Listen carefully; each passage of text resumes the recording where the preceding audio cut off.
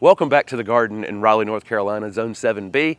I was out of town for about a week over in Europe visiting my son. I did not take the camera with me, so there's not content coming from that trip. I hadn't seen him in a few months and didn't want to take him on an adventure shooting videos in botanic gardens. But we did go to 4 different botanic gardens, one in Copenhagen, one in Malmo, Sweden, one in Hamburg, and one in Berlin, and they were quite impressive. We were there a little early. They still had tulips blooming, and we're a couple months at this point past tulips blooming. So it was like going back in time. I was actually able to get some photos of some things that I have for videos for the Garden Plants with Jim Putnam channel while I was there. Some things I had missed the photos on here. So that was kind of interesting part of that. But coming back to the garden after skipping a week in the month of May here in Raleigh, stuff can just really jump and go kind of wild. So it was kind of fun coming back to it that way. The bee balm out here has jumped up probably another foot since we showed it off last time. Coneflowers are already starting to show some color. All the perennials in the garden are starting to show some color. We're going to have a video in the next week or so on annual maintenance. So some of the annuals that we planted in the garden have grown quite a bit in the week 9 days or so that I was gone. And we do a couple little things on them to ensure that they're going to be bigger, better, fuller later in the spring. So stick around this week and that video will be up. The Empress of China Dogwood behind me is starting to show some actual color in the blooms back here. And so that, I think it'll be, like I said, I think I said it in one video already. I have a photo of Buddy Lee and I standing right here with this behind us, and it was like June 15th last year when it was actually in peak flower. So I've got another month of this lead up to this being in full flower, and then the flower stayed on it for, gosh, it was near the end of June, and then they all fall off at once. Well, when one falls off, it feels like the next day they all fall off, but it's one of the longest blooming trees I've just ever seen. And follow me over on Instagram. That photo was on Instagram over there, and some of the photos from Europe as well. So again, annuals and perennials have really jumped up quite a bit since I left. I think when we showed this last time, there was barely any flowers on anything. There's a few weeds in our annuals right this minute, and again, they've stretched tall but not wide, and so we'll do a little maintenance on them in a video in the next few days. The Liatris here at the corner of the fence, these were done last year in a jumpstart video, and now they're up and beautiful, and more of them have gone in the ground. And then this pineapple lily just continues to shine in the garden. That was planted about this time last year, I think. I think it was one of the open houses at Plant Delights, and it overwintered beautifully. It's come up bigger, better, fuller, and some zinnias around it that will match with them beautifully later in the summer. You can see the golden Jubilee Agastache jumped big time. I think the thing was only 3 or 4 inches tall when I left town, so it's on its way back big time. I think we talked about a week or two ago about some of the Agastache just not being very good perennials overall, but this one really, really is, and it looks so good. That gold pop of color in between a couple of other green, shiny foliage perennials and shrubs. It just is a standout, tucked up in there. This is the other side of the evergreen dogwood, which almost kind of was an evergreen this year. I think we talked about it before. The December freeze made it mostly deciduous this year. It dropped most of its leaves, but just has flushed back out, and it's just unbelievable how beautiful this tree actually is. We have lots of salvia that are blooming in the garden, some that we treat as annuals, some that we treat as perennials. Heck, there's one that we treat as an annual growing up in the middle of one that we treat as a perennial. So salvia is just so great for being bunny resistant and deer resistant and drought resistant, and a lot of things. We're actually a little dry right now. We've gotten some rains. I think if you looked at our rainfall for the year, we're probably a little up for the year, but it's fallen in massive rains all at once. And so we had, a 6-inch event in 36 hours or 48 hours a few weeks ago, and it just didn't get spread out. So if you looked at the month, you go, wow, we were up an inch and 2 inches for the month of April, but I think we were overall kind of running a deficit because of the way in which it fell. It's dribble dropping on me as I'm speaking right now. This little Bonnie spirea from the Southern Living Plant Collection continues to impress. I have always loved these kind of medium pink spireas. I think the flower color shows up so well against the green foliage, and we've cut this one hard after it flowers to keep it that small. It'd want to get another foot and a half taller than that probably, but it just looks great. It looks great next to the epimedium and other annuals that are going to be blooming in front of it. So it's one of those things that comes out, it blooms, and it's this kind of showpiece. And then we've got the annual plants in front of it, gomphrena and other things, ageratum and some other things, celosia, that will come up and kind of cover it up during the summertime when it's just green. And so that's a strategy we'll use, is to have something stand out when it's trying to be a standout, but then allow it to just kind of blend back into the background. Over in Europe, I was about a week and a half to 2 weeks early on the alliums. Oh my gosh, they have so many planted in beds everywhere in those botanic gardens, and they just weren't quite showing any color yet to take photos of it, but I imagine it's just spectacular when all the alliums go off there. We don't get really quite enough cold on them. We just don't get quite enough cold treatment on some. We do and some we don't, and so they tend to, you know, this group right here had 4 big or 5 big beautiful flower heads last year, and now it has 1. All the foliage came back, but they didn't all bloom. And so it's one of those, you know, there's just a lot of there are some bulbs that just don't do as well here in the South if we don't get extended periods of cold. I did get a question the other day though about foliage on these. The foliage does start to die back on alliums, you know, as it's starting to put energy into this flower top. So don't worry about the foliage so much on them. Other bulbs will still have pretty good looking foliage while they're blooming, where the alliums tend to, I think they start to just drain that energy out of it to put this big show on, and they're longer bloomed than a lot of our other bulbs, but again, not quite as reliable as some other flowering bulbs here in the South. Other than a few perennials that we have yet to see come back out from the winter, from that December freeze, the only shrub that really took it very tough was this gray ghost Elysium, but now it's flushed back out. I think within another week or two, it'll look okay. It's just taking a little while for it to, you know, have to basically start over and reset. It bloomed perfectly because a lot of times our flowering plants that carry those blooms through the winter, they have the energy to bloom. I've seen dead, literally, azaleas come out and bloom in the spring and then drop those flowers and never leaf out. So they were pretty much dead. So that could have been the case with this, but it has flushed back out. It had enough energy left to flush out. Now it can get some energy from the sun and it'll be fine. One thing I want to point out, in any garden plan, any garden design, any garden implementation, my goal is to be able to stand anywhere out here and focus the camera on it. It's 3 years into this project and we still have some tough areas. One issue is we've got some construction that we're trying to do on the house if we can get people started on it. And so that's one of the issues with, you know, how we're focusing the camera, how we're thinking about it a lot of times. And then other various reasons, something that needs to be painted, someplace we haven't finished. And so it leaves me, you know, the goal being that no matter where you stand, no matter where you're looking in this garden, you're seeing something that's kind of a wow thing. That's my ultimate goal here. And that we can take this camera out and just, you know, do this and it still looks wow. But I find myself standing over there in front of the shed, you know, with the backdrop of the weeping redbud, or standing here with the screening plants that are behind me that are very colorful. And it's one of the things I talk about on the channel a lot, is using multiple different things as screening plants, because it can create interest and also create some resiliency in the garden from insect or disease problems that could wipe out one species.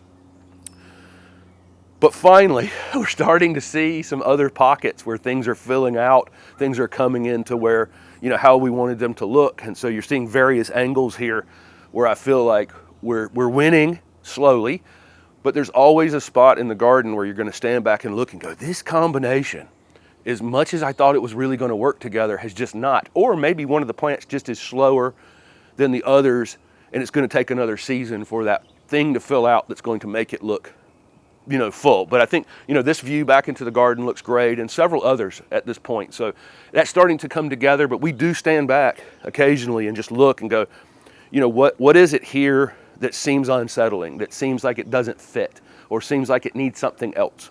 And then we work on that. And we just move things around. It's not talking about going and spending a lot of money. I'm talking about using things that you already have that might not be in the best spot.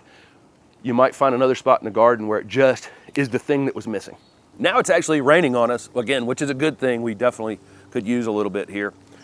We have a pile of mulch out on the driveway, and little piles out here in the landscape as well that still need to be done. My time out of town has put us, again, a little more behind on mulching. That's okay. No, this is not a marathon. I'm not worried about it. There are a few more weeds out here than there would have been if I'd have gotten this mulch 6 weeks ago, though. That's for sure. And so there's a little bit of weeding to do ahead of mulching out here. Ground covers look great out here, shrubs, everything is flushing out beautifully. This is one of the annual plantings. This is one of the combos that Steph came up with for this year, and it already looks fantastic. You have the white impatiens, the variegation in that polka dot plant just really is going to look very striking in here. You have the red veined sorrel, and that'll produce a little more color in the leaves as the leaves get bigger. And then some lobelia that's kind of planted out on the edges of the group that will have blue flowers. But the lobelia stays so much smaller than everything else in here that was put out on the edges so that the middle of this wouldn't eat them, because everything else in the middle here is going to end up 14, 15 inches tall. But this is going to be one of the best pops of color in the garden, and currently already is. It's jumped so much since I left town. Again, this continues to be the most finished, complete piece that just always looks great in the background of the videos. We have lots of containers that we got from Michael Carr. They arrived right before I left. Another thing that I put on Instagram was showing off the containers that we got from him. That container project is happening in the next couple days. We've got just beautiful pieces from the Southern Living Plant Collection and other things that we've collected over the last few weeks, and some things we actually rooted here and divided here, and all kinds of things that you guys will see going into those containers. And again, here's the annuals where the salvias have jumped up. I cut these. If you'll go back to that annual planting video where we did the backyard annual planting, I cut these, right at the end of the video, because they were just one little piece that was coming up.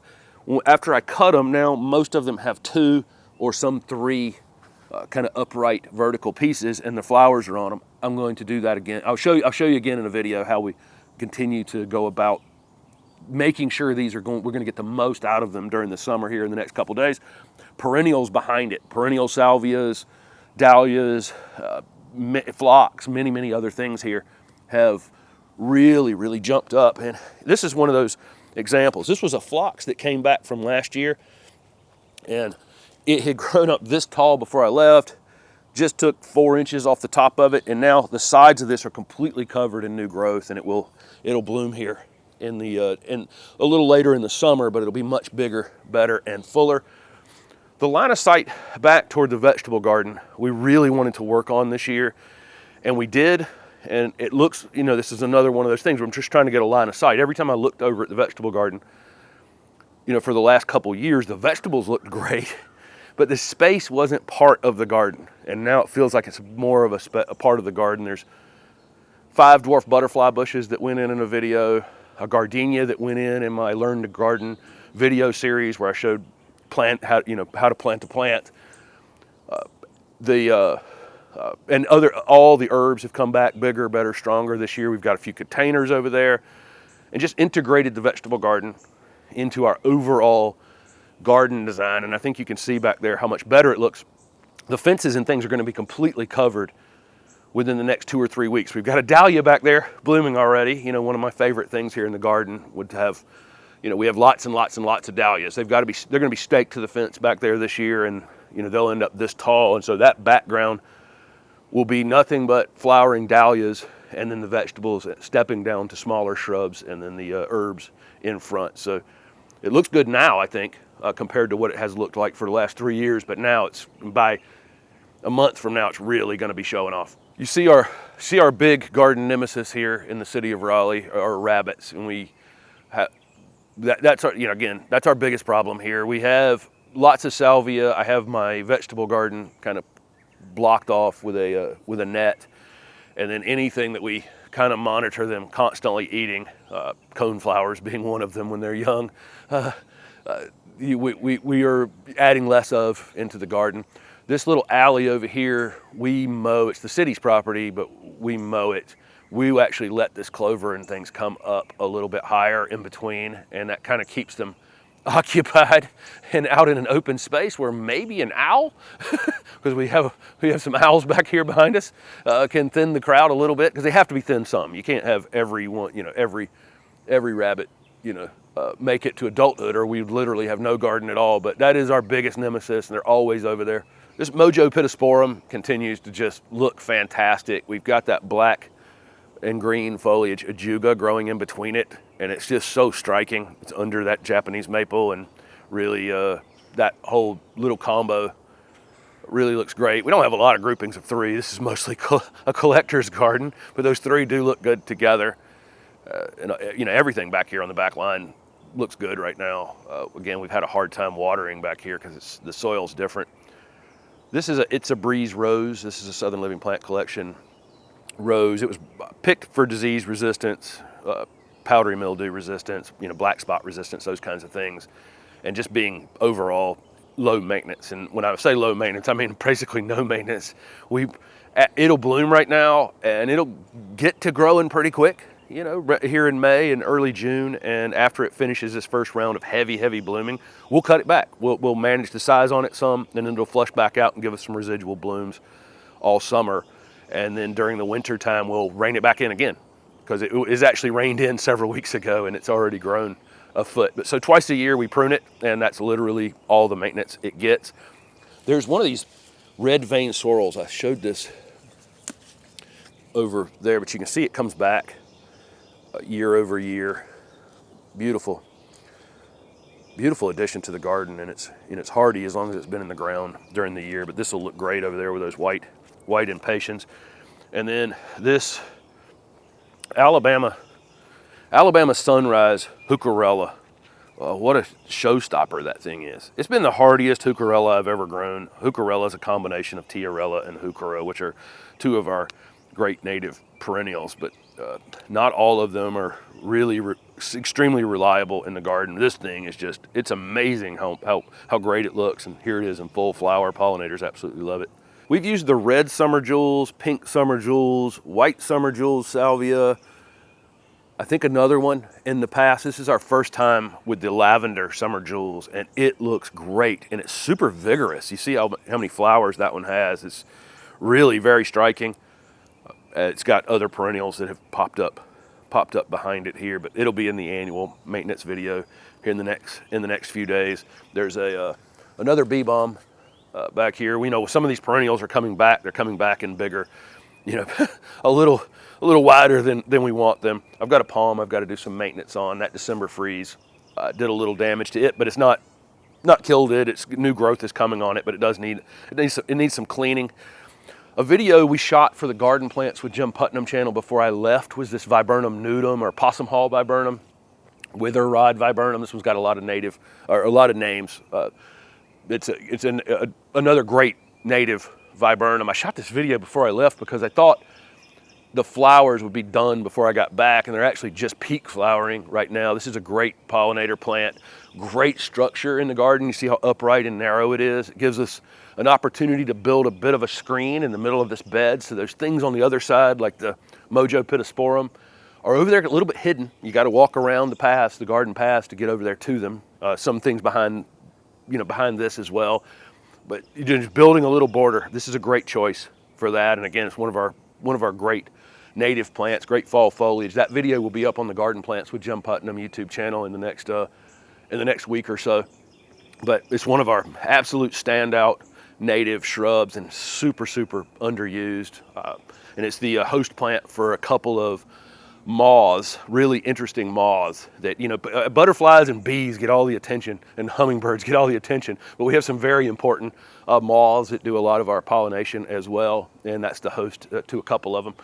There you go, coming back into the garden, and I think things look pretty good. I think we could shoot another tour almost immediately after this one. We've got hydrangeas that are showing some color, fatsia that just looks absolutely fantastic right now, variegated fatsia over there.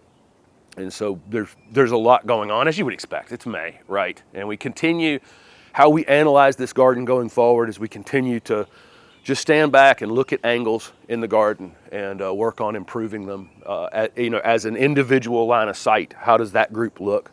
And we'll move things around and replace things or whatever we need to do to continue to make it where all angles, you know, look like this one that I use in my background of all of my question and answer videos. So thanks for following along.